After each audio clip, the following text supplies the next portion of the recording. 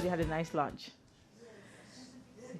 This is going to be the difficult part after people have eaten. But as I'm looking at the schedule, everything we've done has been important, but this has got to be, perhaps to me, the most important part. Because as we talk about the challenges that Africa faces, the biggest challenge, in my opinion, is not resources, is not money, it's not even the bad leaders, it's capacity. There are about, like I mentioned earlier on, 60% of Africa's youth right now are, 60% of unemployment in Africa is by young people. About 70% of Africans are either underemployed or unemployed and live on less than $2 a day. Most of the time you want to employ people and then they just don't have the skills. People want to start businesses and they don't, so where do we go from here? So we're going to be discussing some of this afterwards. But before we start back, I want to recognize a very important person who has joined us here today, Margaret Sullivan. She's the Senior Policy Advisor to Congresswoman Karen Bass. Thank you so much for coming. And you all, for those who were here when we showed the video, you heard the Congresswoman talk about AGOA. We need to go and own this. We need to own this. We cannot, we're very grateful for the support we're getting from Congress, but AGOA is for us. And for those of us who are here, I'm going to be talking about it on my radio show, because if it gets renewed and everything gets, well, it's good for Nigeria, it's good for Africa. And that should be the same thing that we should be thinking about as well. So our assignment is to go and tell people about it. Go and find out what you need to find out. The Congresswoman's office is very good at sending out information. I'm on your email list, and I've been to one of your briefings before. So this is something that you can easily get information about. This is not one of those things that you just can't find any info out there. But please let us own it. We cannot. The reason why Africa perhaps is always on the menu and not on the table is because we don't show up. And AGOA is our opportunity to show up. And the challenge is, are we going to do it or we're not? And if we don't do it, we can't continue to complain. So before I introduce John, I want to remind you that I host Impact Africa, and you can go to impactafricaonline.com. This is a place where Africa gets inspired, and we need to continue this kind of conversations. Everybody who has spoken here today has either been on the radio show or will be on the radio show, and I want you to continue to engage with them because this is the only way we can move Africa forward. So welcome back, and John, please take it away.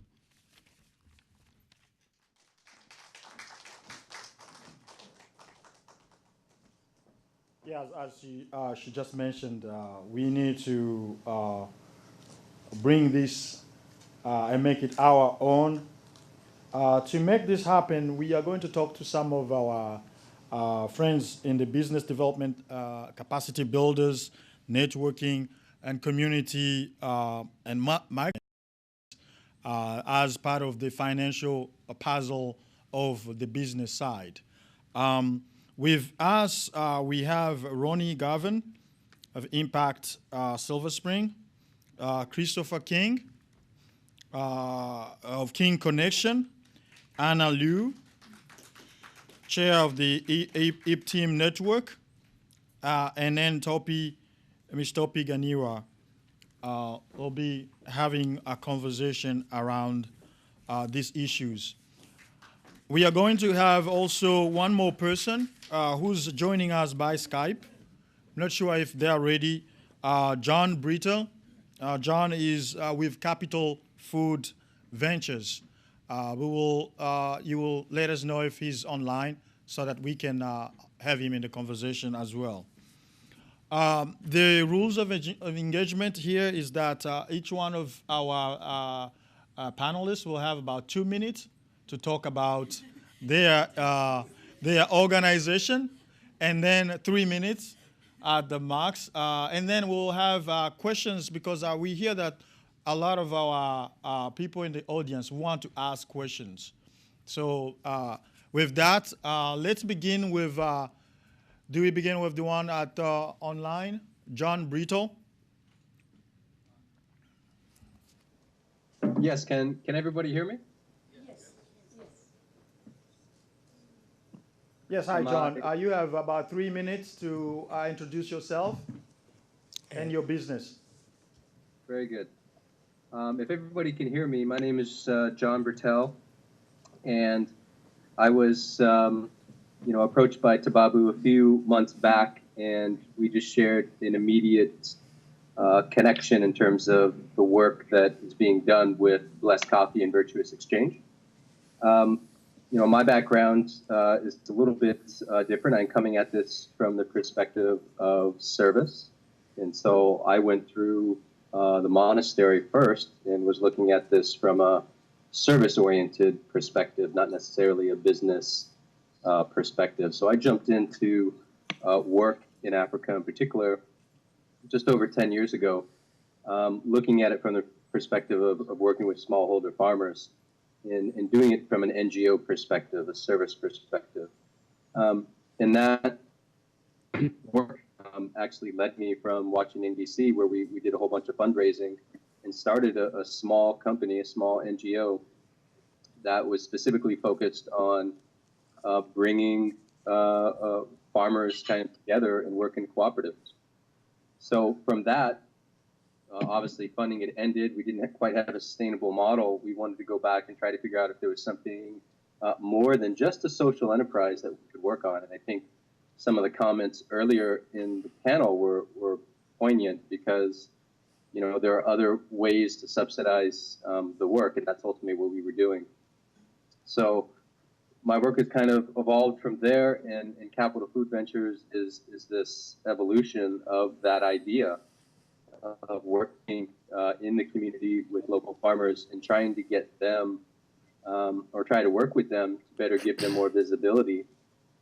Very similar to the way the other gentleman was talking about from Ethiopia on their products.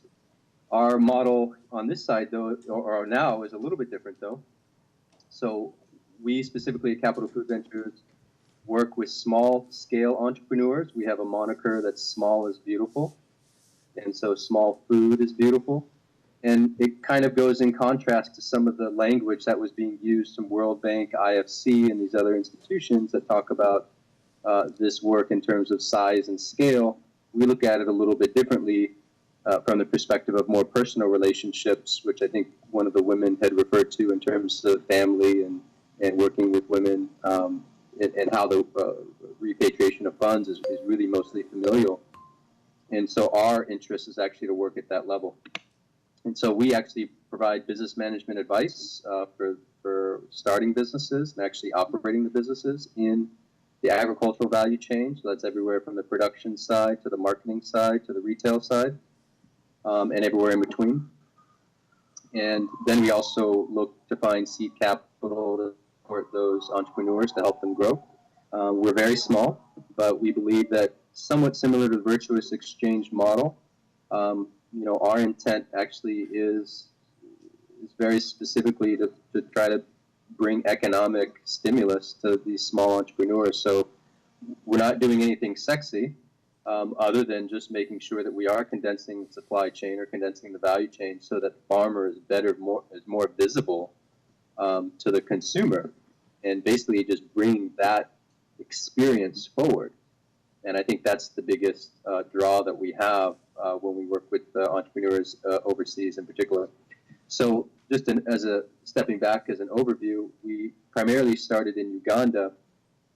We have a couple businesses there, but we've also been asked to do some work in some other countries as well, Liberia in particular, Mozambique right now, and potentially South Sudan.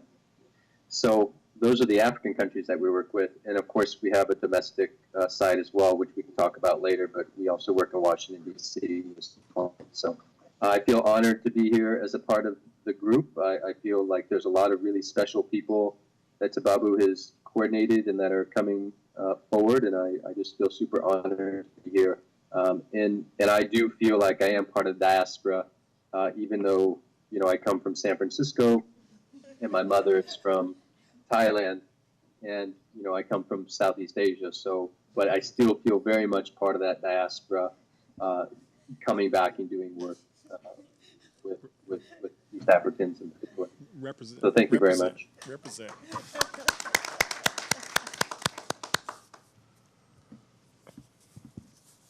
Thanks, John. And then next, we're going to hear from my right, Christopher King. Christopher King is president of King Connections. Connections, and he's going to have a couple of minutes to talk about his work, and then we will ask questions after that. Well, thank you very much. King Connections concept was predicated upon my over 20 years in IT as a system engineer. And what that taught me is that there's a process for everything. And so what I realized when I became a business consultant, and I worked for a company called Booz out in Hamilton, and they helped us, or I got my business consulting training in that context, that combining that with my IT skills, there's a process for successfully starting and creating a sustainable business. So King Connections model is basically a three-tier approach. I call it a triangle empowerment program, in which we provide education in the context of business development education, how to go about starting a business, how to go about, more importantly, identifying your stakeholders, how to create conscious business systems. We have the second tier, which we call resources. And resources are funding opportunities, whether it's access to capital in the context of microfunding, regular loans, credit education. And then finally, we have support. And support is coaching, mentoring, and advising. Most small businesses, what I've learned, suffer from the same type of pain points, which are access to capital.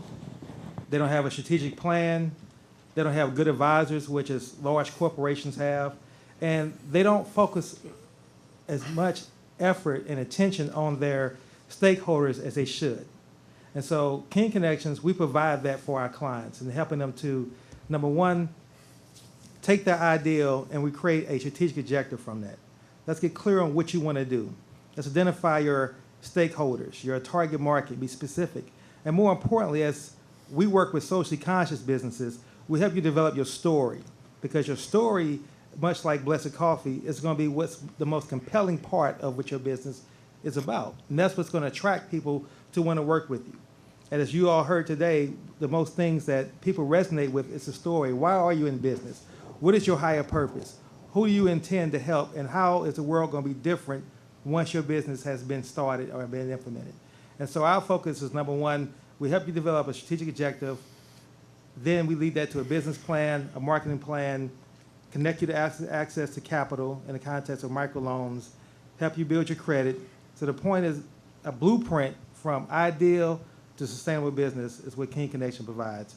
And then we provide consulting ongoing to help you stay sustainable and make sure that your story gets out there and you resonate with your stakeholders. Thank you. Thank you, Christopher King. Next is our chair of the EAP Team Network, Anna Liu, and she's going to talk about microfinance. Anna came all the way from San Diego. Please. Oh, yes, she came all the way from San Diego. I'm Anna Liu, and as Tibabu say, I'm from. I came this morning, just flew in this morning from San Diego, but I feel so blessed and honored to be here, and so thank you very much for the invitation, Tibabu.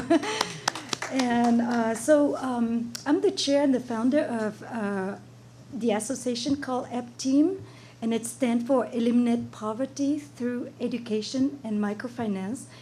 And it's the so I work at the University of California, San Diego, and we are an elite type of university. We have over 30,000 students with over 26,000 employees, and we have countless of hospitals around San Diego.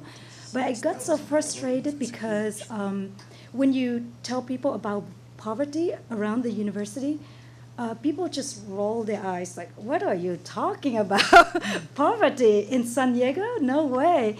But it's a huge problem in San Diego.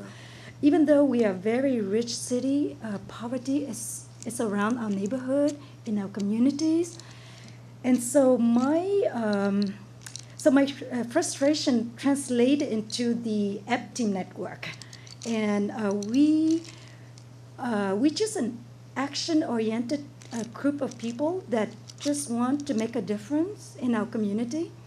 And we work with a health community center in San Diego, and they have several centers around San Diego. And so they started to provide health care to low-income neighborhoods. And I could probably just show you quickly on the website. It's lamaestra.org.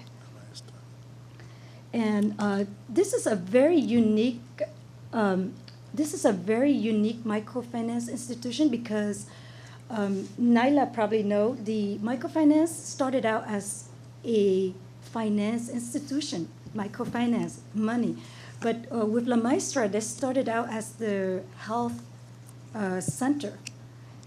Because in the neighborhood, people need the health care. Mm-hmm. And so the microfinance came next because now people have the health care, but then they don't have any money for the food. So what do they do? And this is when we came in, and we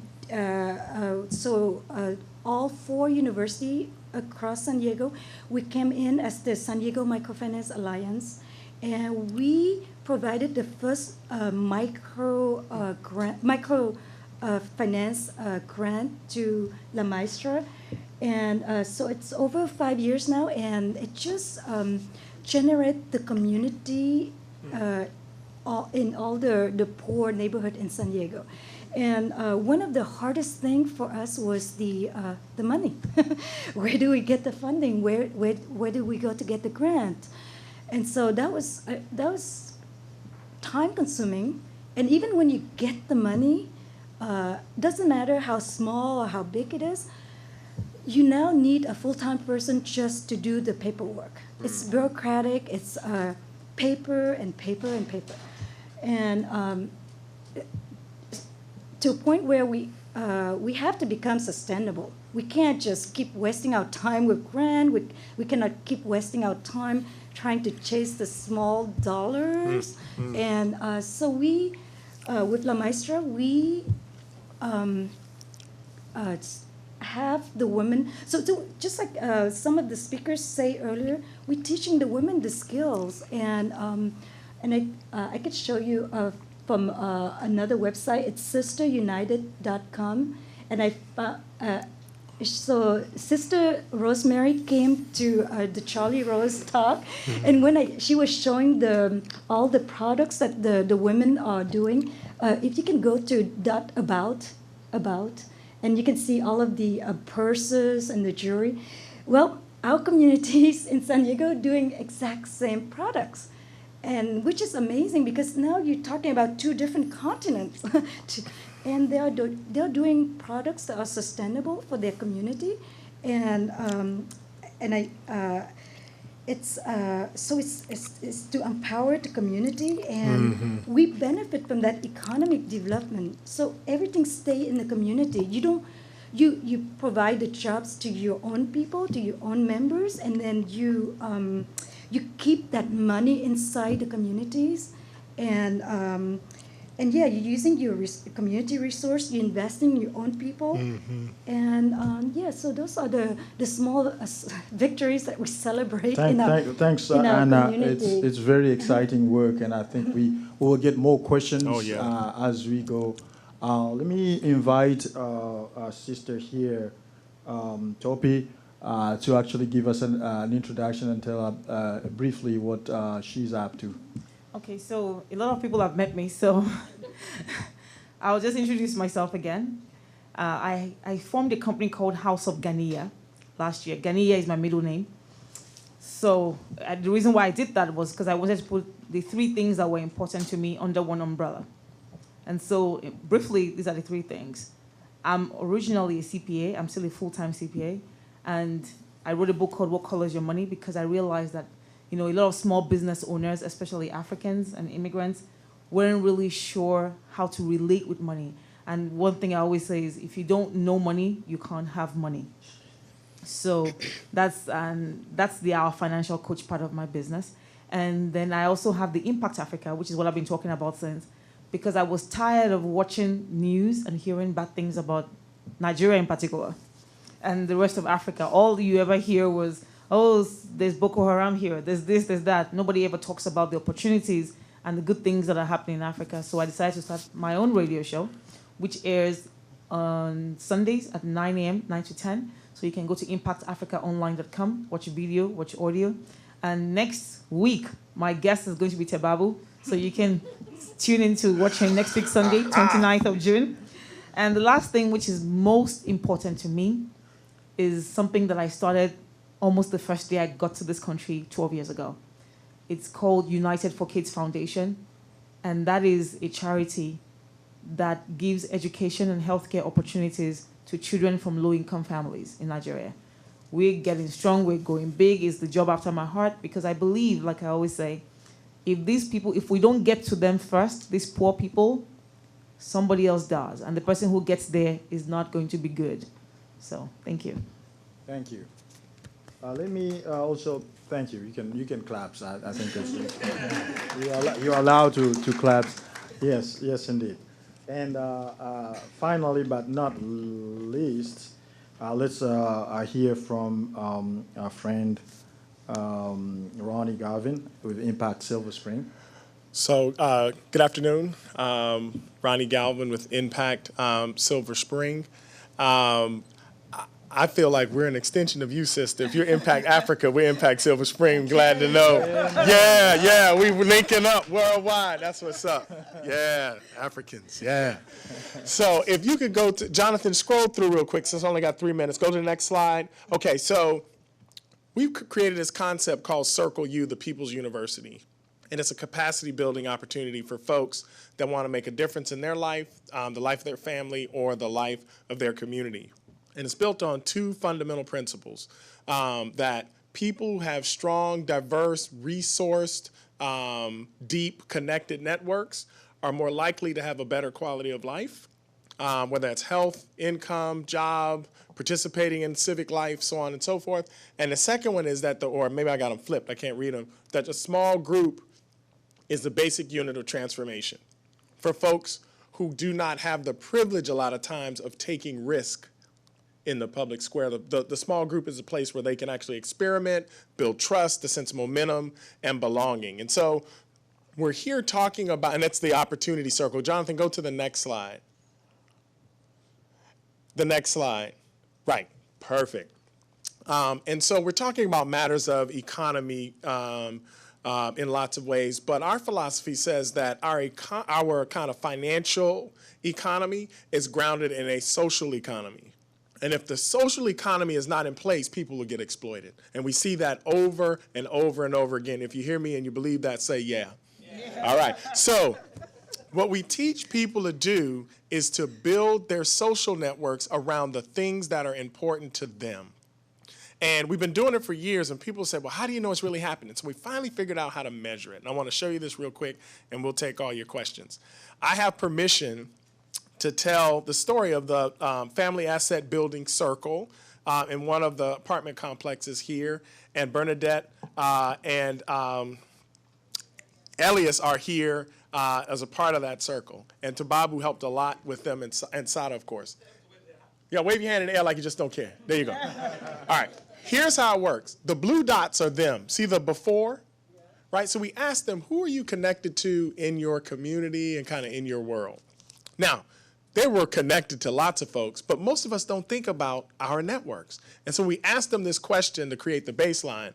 The blue is them, so there was some connection between one group of them, then another looser connection, and not really a lot of connections with the organizations that you see there, faith community. Well, there was a lot of connection with faith community, but they just didn't name it first. But health, business, government, things of the like. A year and a half later, we asked them the same question. And that's what you see in the other box. And then go to the next slide there, Jonathan. That's them all blown up. And so what you see, the blue a lot of connections between them. But then you also start to see connections between all the other institutions that should be involved with helping them achieve their dreams.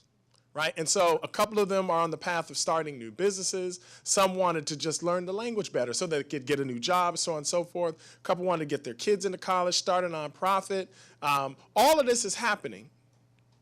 And while they're doing it, because the trust now, we stole this straight from Muhammad Yunus. We stole it shamelessly, right? Because the trust is there, they were able to also do a group project. They saved, can I say it? Can I say it? They saved $13,000 in 7 months. Wow. Right? They did that. They did that. And I can't remember the last time I saved $13,000. A dollar, right? And so we're building social capital so that people can use that leverage to participate in the economy. We'll talk more when we do the Q&A. Thank you. Thank you so much, Ron. And now I will allow people to ask questions because I've spoken enough. People who have questions will just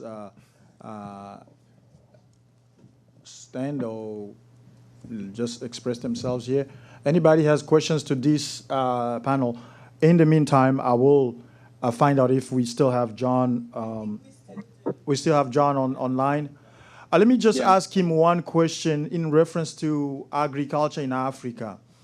The Africa Progress Panel just have a report. John, can you hear me? I can hear you, yes.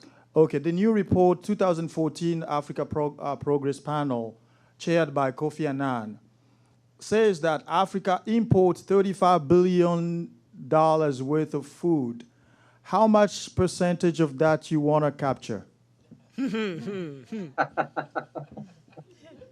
That's a good point. Yeah, I think that's the primary purpose of what our model is, and it's actually right up on our website. And it doesn't go in contradiction to what Virtuous Exchange is trying to do with the model of building markets external to Africa and taking food product out.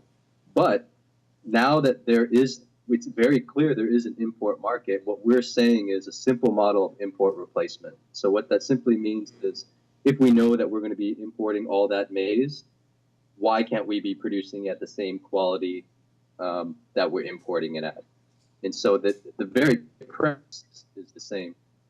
What part of that do we want to capture? I'm not totally sure. I think if we look at it from our scale, as the way we work is the reverse, not that we see that market and we want to go for it. And this is from the business side.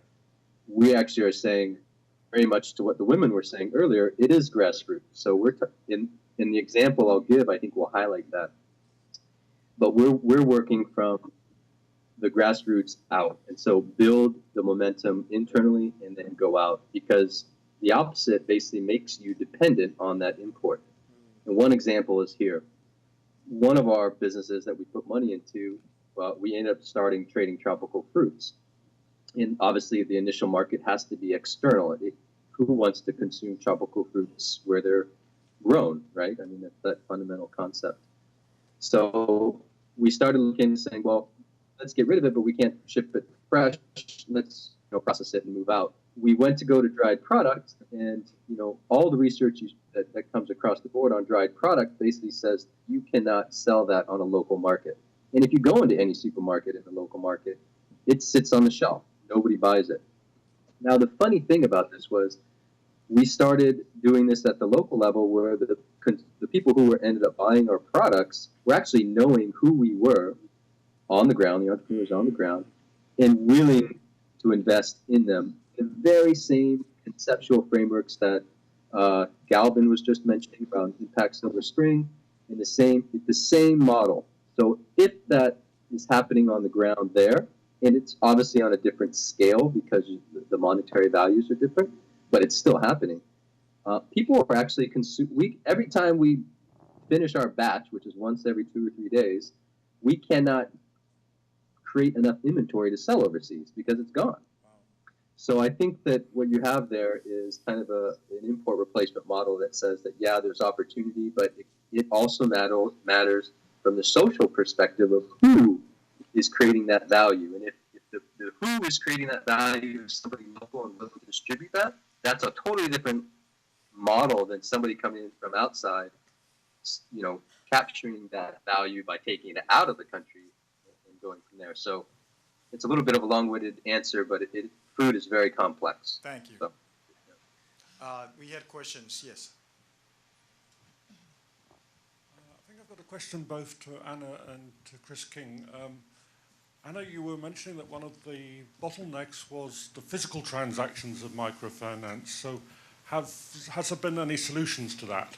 And King, when, for example, I think it was Tebabu earlier today said that in October or something there's going to be a massive leap forward in terms of the amount of crowdfunding or crowd investment that can actually be obtained.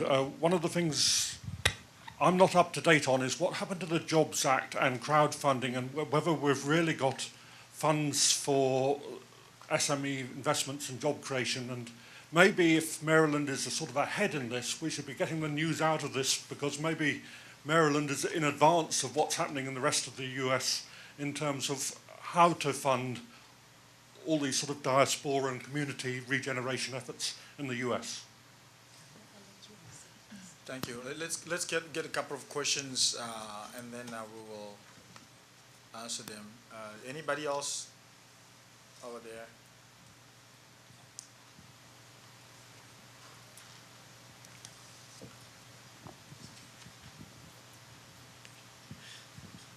Mr. Galvin, when you answer, it would be nice if you share a little information about the three circles that you have with an impact. Very powerful. The social, the economic, and the civics, and the relationship. That's a wonderful, unique. So somehow put it in one of the questions and shed light. Any other questions before we take the next round of questions? All right, we can go ahead with the answers. All right. Yeah. Let me begin by first saying that I've had the blessed privilege of traveling out to San Diego in April, and for the first time I met Anna, and I got an opportunity to visit La Maestra, and I was blown away. To me, what La Maestra had accomplished in my feeling a short period of time, where they've mastered, for the most part, the three areas of economics: real estate, in which they have housing, they have entrepreneurship, in which they provide the sewing opportunities for the women and the micro loans, and then they also have health, in which they actually built a health center. And to walk through this community, and Anna was sharing with me that the community was one that was of blight. It was a neighborhood that you would not walk down the street. And to just kind of give you an idea of the block, it was similar to a block, like, for example, between University Boulevard, between New Hampshire Avenue and Riggs Road. It was that kind of stretch. And that was a blighted area that was gang infested, dangerous, and you would not want to walk down that street. Well, from what I saw today, it's a thriving, wonderful community where La Maestra owns several different houses. They have a prison reentry program. They have a youth entrepreneurship program. They're providing local plant gardening.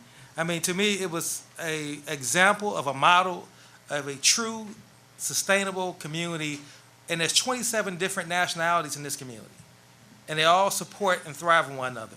And again, Anna was one of the most energetic, passionate people. She actually took me on a tour that started at 2 p.m. and we didn't end the tour until 12 a.m. So I just want to show her passion and commitment. And everybody she introduced me to was equally passionate. I met a person that was a former prisoner, and he's talking to me about his business idea he had. So you can imagine the paradigm shift that La Maestra and the hard work they're doing at creating. So I just really wanted to commend that. And I think that Impact Silver Spring and the work that Impact is doing with the circles is on that same path. And what I would like to see, and what I would hope that would happen, would be that we can do this East Coast, West Coast learning from one another and look at what the best practices are and really begin to foster those kind of relationships and dialogues. Because at the end of the day, we all know that in order to be sustainable, it's through love and caring and compassion. Yep. So as it relates to crowdfunding, as Chris asked, now, I'm not as familiar with, I am familiar with the fact that Maryland, as Tababu said, was the first state to pass the crowd lending law that allows, a crowd investing law that allows investors now to invest in crowdfunding and receive a return on their investment, which I think is an excellent vehicle. And I believe Maryland is leading the state in that context, much like they did with the Benefit Corporation. And from my perspective, I think that crowdfunding, crowd investing, even crowd lending, because one of the opportunities out there is a Kiva Zip loan. And that's one of the packages that I work with clients to help them to, that's a $5,000 microloan that can be raised in 45 days for your business. And Kiva Zip has a 97% funding ratio. That's 97%. So most of the businesses that actually get put on a Kiva platform get funded. So that's $5,000 from there. And as Anna would talk about, there's other organizations that provide microloans beyond that, called ASEAN and so on and so forth, that will give a $5,000 microloan up to $50,000 microloan. And so these are excellent ways for businesses now to start off with a $5,000 microloan, establish business credit, repay that loan, and then you can scale it from $5,000 to $10,000 all the way up to $50,000. And then at that point, you can begin to talk to a regular bank if you need more capital. So I think the bottom line, and I'll sum it up in this context, that it's really about education and support, and the organizations that's represented here, to me, are the first line of that support. If you walk into those organizations and you have an idea, they can connect you with thought leaders who are passionate about helping you create economic wealth and opportunities for your business and your communities. Can I add something to what he said? Sure. What I've seen in my career as a CPA is so many people who are looking for funding. Actually, what you project to people who can fund you is that your business is not viable. You go to a bank and you ask them to give you money, or you go to a platform and you try to raise money, and what you actually don't know that you're doing is telling them, you know, I don't really believe in this business. If you don't have a budget, you don't have a plan, that's what you're saying essentially. I teach some small business classes here, and this is usually the issue. How much are you going to sell your product? I don't know. I'm going to get to the market and find out how much everybody else is selling it. Really? Maybe not. Every time you go out and you don't have a plan, you're like a pilot who gets on an airplane without a flight plan. And if you're the passenger on the plane, and the pilot says, oh, welcome to flight, what flight is this again? We're going to be cruising at an altitude of, I don't know, somewhere between 20,000 and 30,000. You know, we might fly over, I don't know, it depends on what the weather is. So just sit back, relax, and do what? I'm just going to be getting out of the plane. But that's exactly what we do. We're looking for money, we're so passionate about the ideas, but we don't have a documented plan. And finally, I want to say, your budget is not in your head. No, it's not. It has to be on paper. So please don't go looking for money until you've put that in order. Just to follow up on that, what is amazing with La Maestra Microcredit Group is that when they first came to the group, they have no financial literacy. They don't know how to make a business plan. They have no concept. They don't even know how to save money. So they need $250 loan. They need $500 loan. And so La Maestra, we work out from the Carmine models. And the first loan they will get is $250. And then once they pay that off, they get up to $500 and then $1,000. And at 1,000, we can't not go any further. So then by the time they get to that 1,000, they learn how to do a business plan. I mean, just a basic 101 business plan. You don't need complicated business plan. but they learn from the group, and then they go to Action, they go to the CDC Small Business, and they get a higher amount of a loan, even without credit history, which is beautiful. I mean, which bank you're gonna go to, you can get a loan without any credit score, any credit history. So, yeah, so that is so wonderful. I mean, that's the kind of small victory that we celebrating, and we now over 500 members in the group, and the when they first came, it was 100% borrowers, so everyone borrow a loan. We now at 80% saver. They no longer borrow the money; they save the money. That's worth an applause.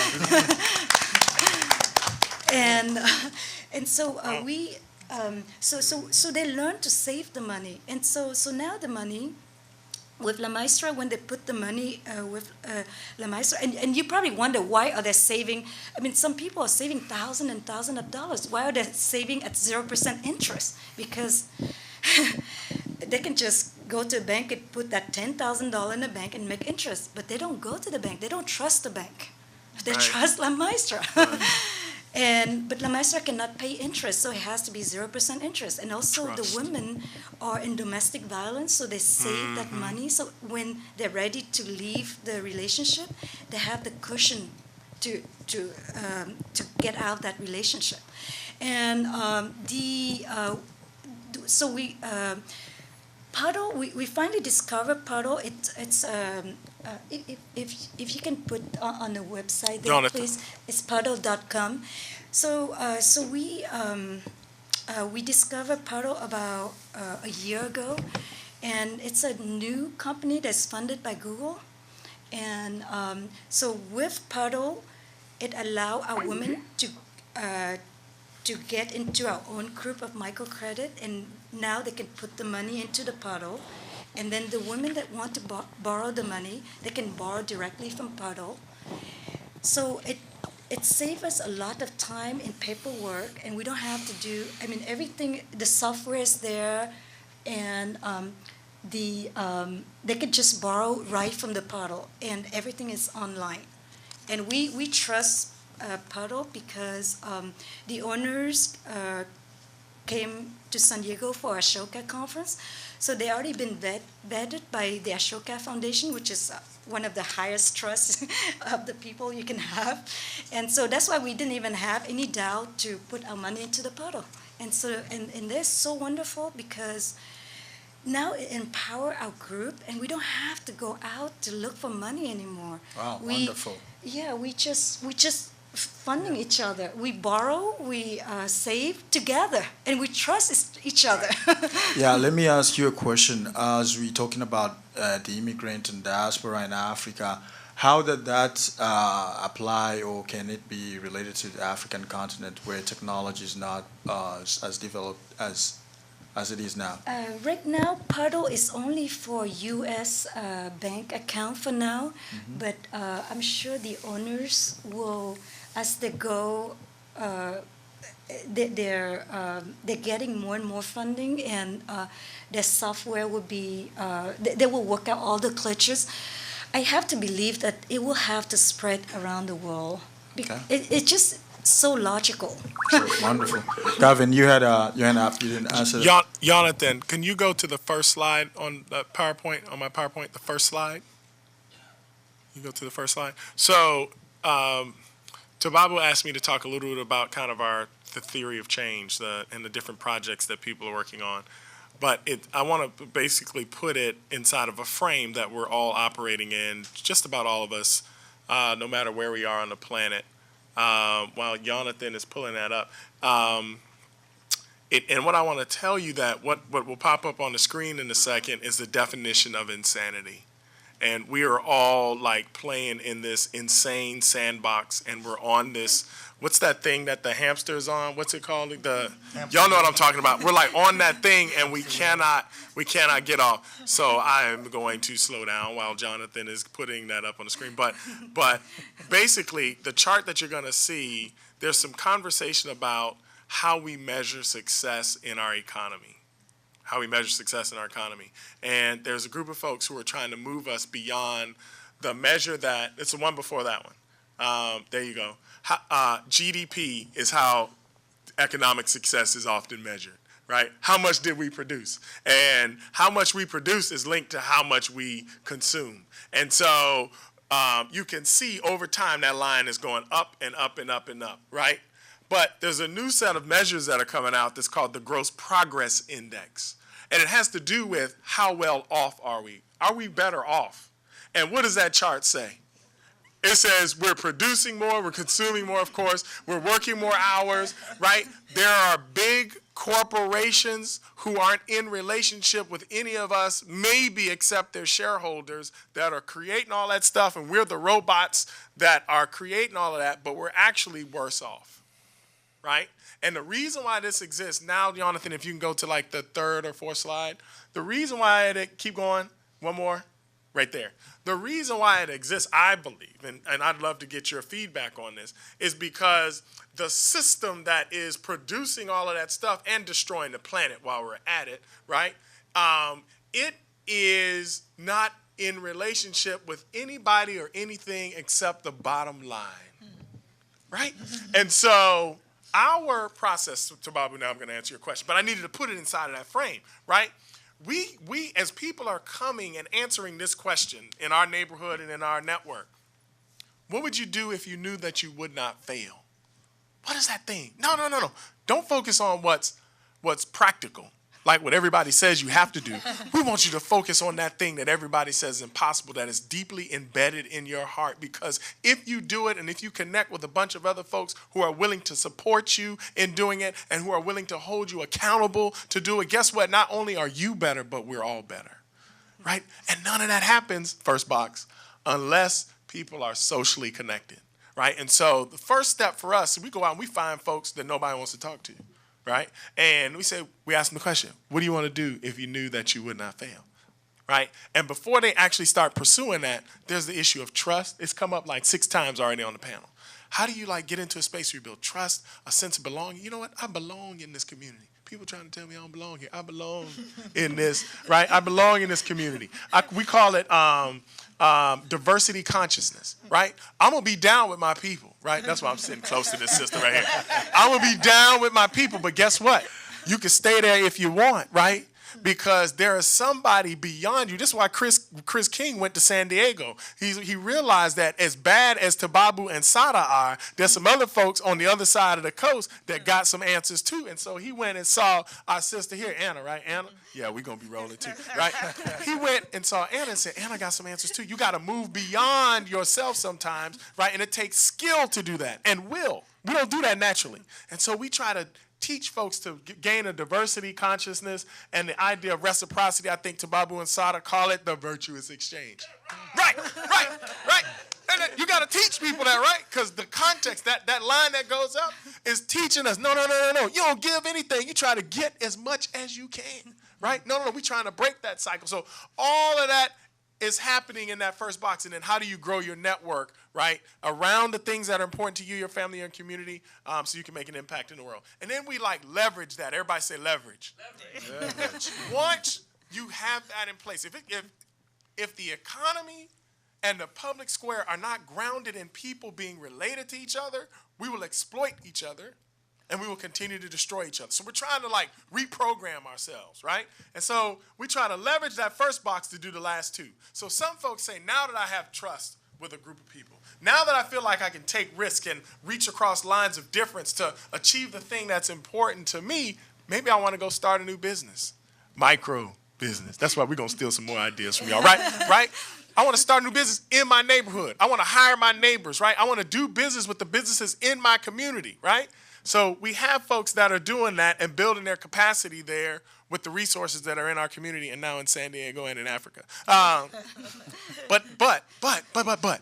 So we're going to build our business, but we're not doing business for business sake.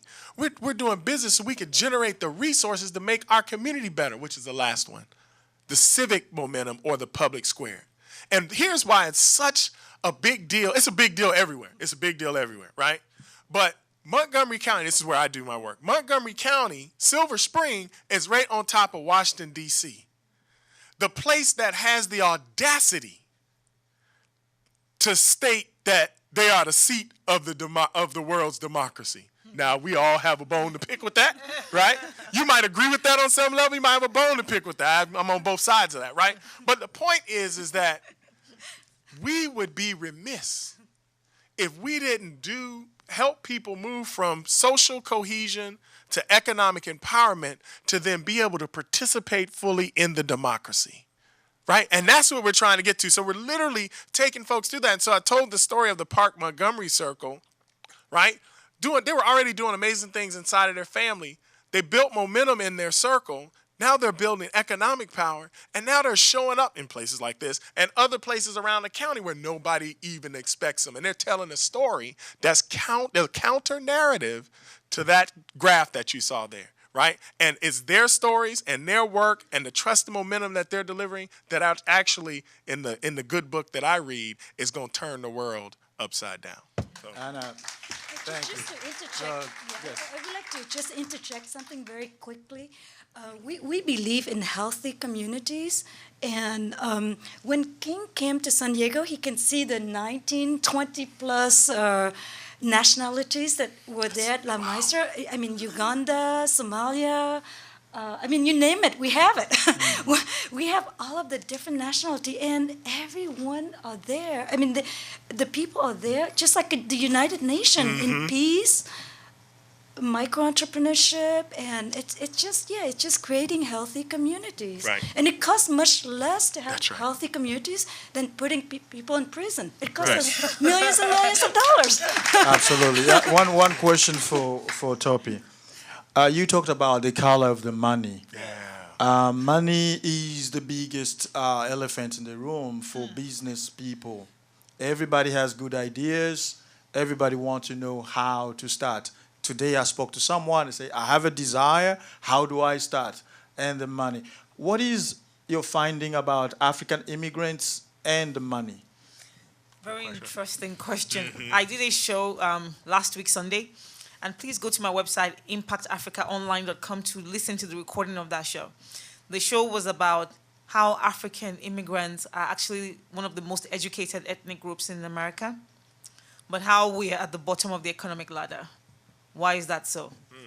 And I think the reason why that is so is because many of us don't actually know the color of our money. If you want to start a business, you better know the color of your money. People, when I ask you what's the color, you say it's green. No, not everybody's color is green. And I'll just talk very briefly about the colors. So there are 5 colors in my book that I discuss. And before you start a business, you should know which one you belong to, or if you're rainbow, which is the good thing. If you're green, every single dollar that you get in your mind should be multiplied. A green person is a serial investor. They have like 70 million business investments. They don't necessarily make money, but they're always investing. If you're a green person, the best thing for you to do is to look for somebody who is blue, and I'm going to talk about blue, to be your accounting manager or your managing director, because you take a lot of risk and sometimes you're not really thinking. You might want to import air conditioners from America to Nigeria and not think about the fact that the electrical systems are different. And so you have a bunch of stuff sitting in the port and you have no place to sell it to. So you could be blue. That's people like me. We keep our money under our pillow. We don't want to invest. But the problem with blue people is that you never get rich doing that. You have to venture out, take some risk, befriend some blue people, some green people. You could be yellow. Every woman has a hint of yellow in her. We work hard, we play hard, we like the fine things of life. Which woman doesn't like people saying, oh, I love your purse? And they're also the yellow guys. They're the ones who, when Best Buy wants to release the iPhone 20, they're the ones lining up in front of the store 2 days before. You're not necessarily in debt, but how can you be yellow and make money from it? That last season's ball gown that you don't want to wear to this season's Ethiopian ball, how about you just sell it in a yard sale or sell it on eBay? Right. You could be gray, and I suspect that Tibabu here and his wife probably are gray. The thing about gray people is just look at the color gray. Gray can make anything pop if you wear it well. Gray people are people who invest in things that they see value to humanity in. Many people who are gray are religious. And the problem with gray people is that they're content with 4 shirts and 1 pant, and that's fine. And they don't want to go to hell. They just want to be okay. They don't want to hurt anybody. But the thing about gray people is that you're the one that Africa needs. You're the one that has got patient capital. You're the one that you're not in a hurry to make your money back, like the green people. So when you want to start a business, you want to look for somebody to invest in your business whose color matches the kind of business that you're looking at. If you want to help, African growers do something or get people housing, low-income housing, you probably don't want to go to a green person because they want their money back next year. And you're going to be in trouble. But you want to go to a gray person, and there's so many gray people who've got real good money. Yep. And finally, there's red, and I hope there's nobody that is red here. The red person doesn't think about money in terms of reality. If their phone rings 10 times, 9 out of the 10 times is a debt collector. They want something, and they want to get it now. We're seeing a lot of African immigrants who are becoming red. The American dream to them is like driving a Lamborghini. It's like buying a house we cannot afford. It's about, showing off, going to Africa on a big debt, and then getting there and throwing a lavish party. A lot of Nigerians, I can talk about Nigeria, you can't. But, we have a lot of people who do that. But the bottom line about all these colors is that every color is great except for red. If you're red, you probably need therapy. But for all the other colors, you have to understand the strengths of the colors, and you have to see how you can play to your advantage and make sure that your business matches your personality. Otherwise, you're going to run into trouble. You're going to get into, some sort of crisis or the other. To find out more, you can read my book, What Color Is Your Money? Is on Amazon, or you can go to my website, ourfinancialcoach.com. Thank you so much. Any other questions out there? We're running out of time. It's very fascinating conversation here. Questions in the audience? Before then, I will just ask Christopher King to give us a little, let's say, process is a thing that we hate. We want to start a business, but we don't want to go through the process. How do you help us with the process? That's a great question. My approach to it is this. I work with business owners who have a higher purpose than just making money in the world. Because if you create a business that's aligned with your purpose in life, not driven to just make money because you see an opportunity, but you want to make a difference in the world, then that now becomes your passion. Then that passion now can be developed into a strategic plan that can be developed into a business plan with financial projections, that can be supported with microfinance, that could be associated with advisors like CPAs that can sit here and help you create your monthly budget, and then support it around with community organizations like Impact Silver Spring and La Maestra. So to me, that's the process that I help people build. I connect them to those type of resources because at the end of the day, which has already been conveyed several times, is the fact that we cannot survive without one another. And I just want to make this last little point till you talked about the color of money. What I realized in my mind, again, being an engineer, a logical thinking person, that I believe there's only 2 types of people on the planet, 2 types of thought processes. You are an investor or you're a consumer. And if you notice, our country don't even call us citizens anymore. They call you consumers. And think about it. Is there any good thing about consuming? Who wants to be the best consumer in the world? Nobody. There's nothing even plentiful or prideful about being a consumer. So freedom to me now, as we talk about, and I wrap up because I think this is a very important point, is that I equate, me personally, working for someone else to slavery. Because when you work for someone else, they tell you this is where you live, this is what you drive, this is neighborhood, this is where your kids go to school. And so when you decide that you want to be an entrepreneur, what you are doing in essence is escaping from that plantation. And just like slavery, that run to plantation to freedom is fraught with all kind of perils, uncertainty. As an entrepreneur, uncertainty is your best friend. You need to embrace it. But faith is what's going to sustain you. And just like the slaves had the Underground Railroad, La Maestra, Impact Silver Spring, Underground Railroad. They're the ones with the beacon of light to let you know this is safe passage. And as long as you want to achieve your goal, as Ronnie Galvin said earlier, how would you want to proceed if there were no barriers? With these organizations here, there are no barriers. There are true pathways to money, but can it be sustainable? Not without support, which goes back to the community. And so the long-winded answer is just step out on faith. You don't have to see the whole complete staircase. All you need to see is the first step. All right. Last question, and we go to John, and then we will have just our closing thoughts on this panel. Just to add to what you've said, emphasize connection. King Connection connected me with Chris. Chris, raise your hand. And Chris connected me to Anna. Nala, raise your hand. And then he went to San Diego, brought Anna. And now, tomorrow, we're going to have dinner so that Rani, Impact, and Anna are going to be connected. So connection is very, very important. So when you step out. The second thing is, in terms of the money, Kiva is going to do 5,000. If you pay the 5,000 back, they give you 10,000. And if you pay the 10,000 back, it goes up.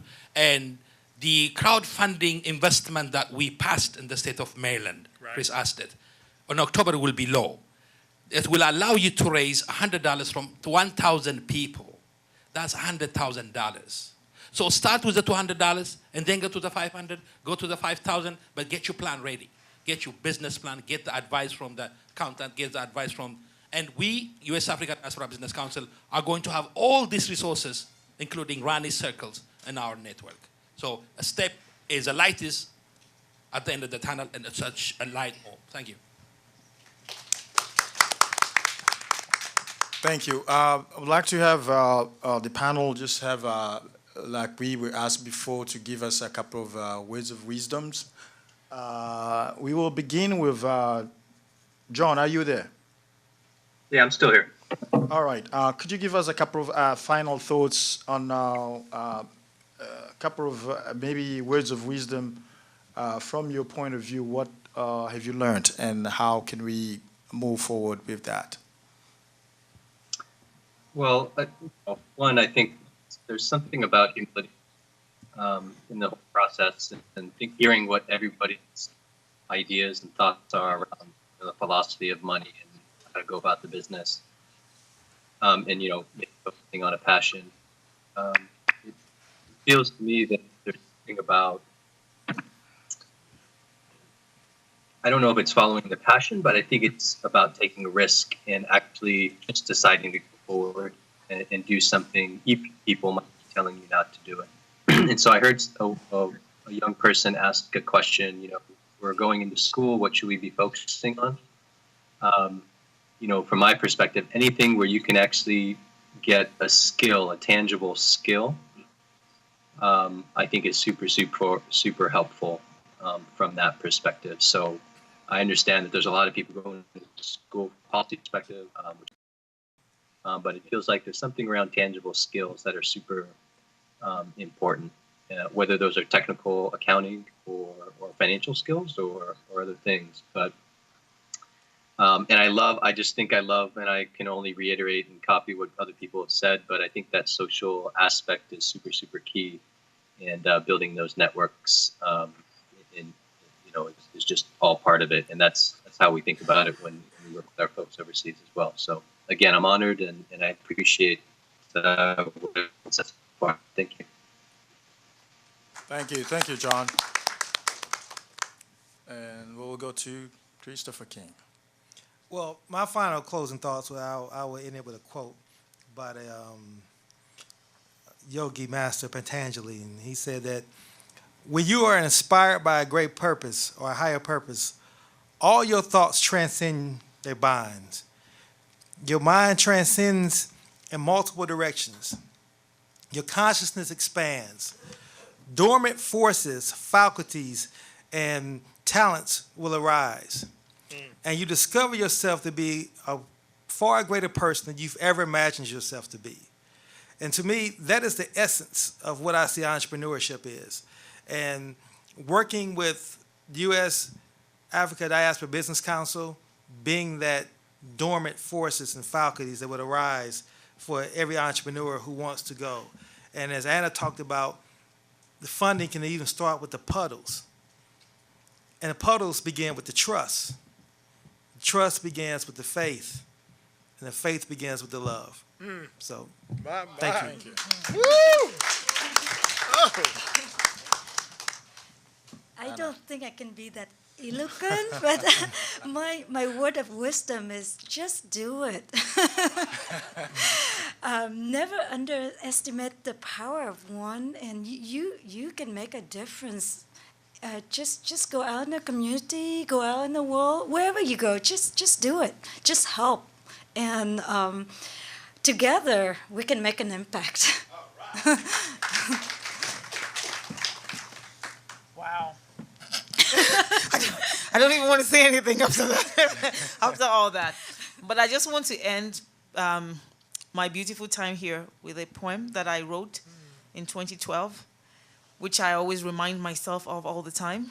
I want to read it. Life is a stage, and we're all actors. When our time is up, we must take a bow and exit the stage. When my time is up, I pray the people and the angels testify that I lived my life with passion. I fell several times, but always rose with divine strength. Thank you so much.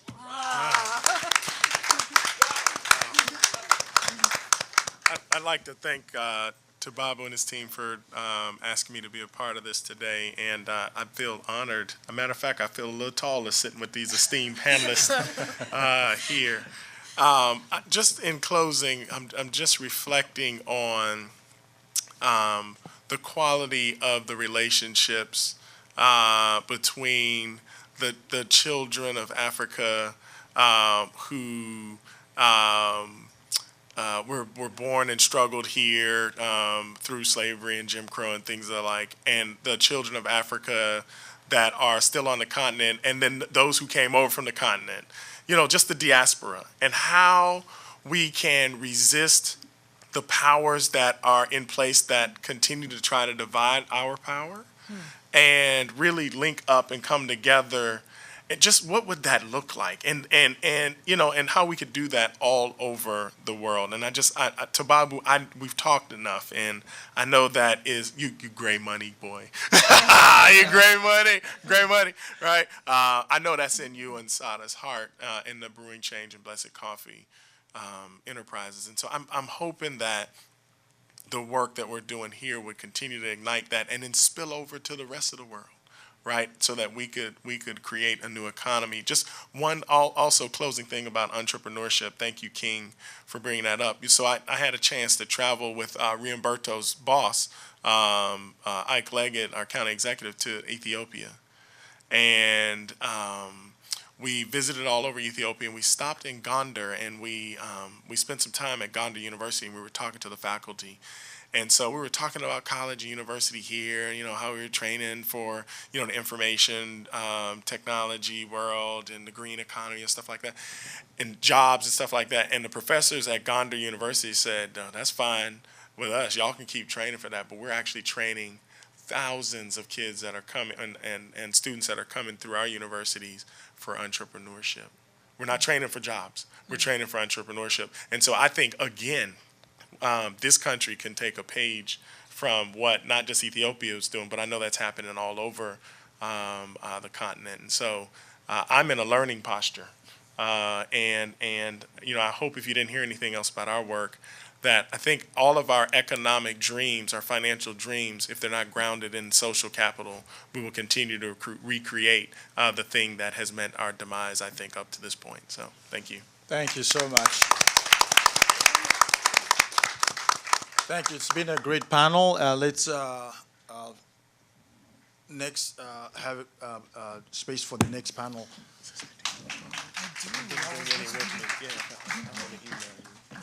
Yeah,